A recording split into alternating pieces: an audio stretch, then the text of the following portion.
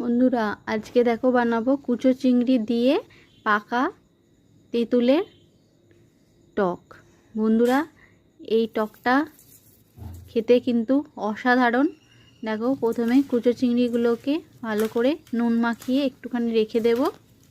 রেখে দেওয়ার পরে দেখো এদিকে কড়াইতে তেল গরম হয়ে গেছে।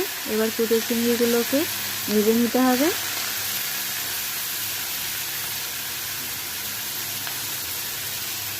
দেখো দেওয়া হয়ে গেছে সব। এবার আমি লাল লাল করে এগুলোকে ভেজে নেব, উল্টে পাল্টে ভালো করে ভেজে নেব। এক পিঠটা হয়ে গেলে আবার অপর পিঠটা উল্টাবো, তাহলে ঠিক আছে। না হলে কিন্তু কড়ার সাথে মাছগুলো এমনিই ছোট, আরও লেগে যাওয়ার সম্ভাবনা থাকে। দেখো লাল লাল করে ভাজা হয়েই এসেছে। আর একটু নাড়াচাড়া করব, করে এগুলোকে আগে তুলে নেব।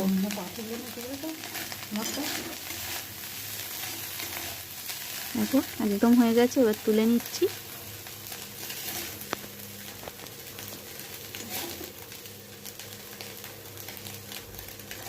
দেখো সব ভাজা একদম কমপ্লিট হয়ে গেছে।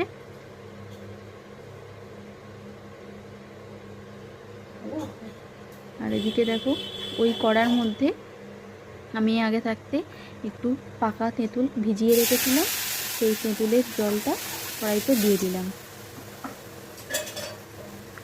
এরপর ওর মধ্যে দিয়ে দিচ্ছি একটু হলুদ গুঁড়ো, আর স্বাদ অনুসারে দিয়ে দেবো একটু লবণ। এবার ঝোলটা একটু নাড়াচাড়া করে দিচ্ছি। ঝোলটা ফুটে ওঠার অপেক্ষায় একটু। দেখো ঝোল ফুটে উঠেছে। এবার এর মধ্যে দিয়ে দেব চিনি। আবারও ঝোলটাকে ফুটতে দেব।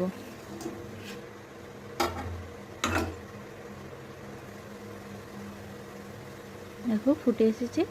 এরপর চিংড়ি মাছগুলো যে ভেজে তুলে রেখেছিলাম সেগুলো ওর মধ্যে দিয়ে দেব। দিয়ে ভালো করে নাড়াচাড়া করে নিলাম।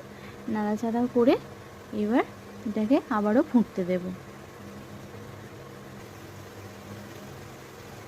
বন্ধুরা দারুণ লাগে এই চিংড়ি মাছের টকটা খেতে। দেখো একদম হয়ে এসেছে। এবার আমি নামিয়ে নেব। বন্ধুরা রেসিপিটা তোমাদের কেমন লাগলো জানিও। ভালো লাগলে অবশ্যই লাইক কমেন্ট করো। আর যারা করে খাওনি তারা অবশ্যই করে খাবে। ঠিক আছে বন্ধুরা, টাটা। আবার নতুন ভিডিও নিয়ে তোমাদের সামনে হাজির হয়ে যাব। Bye bye.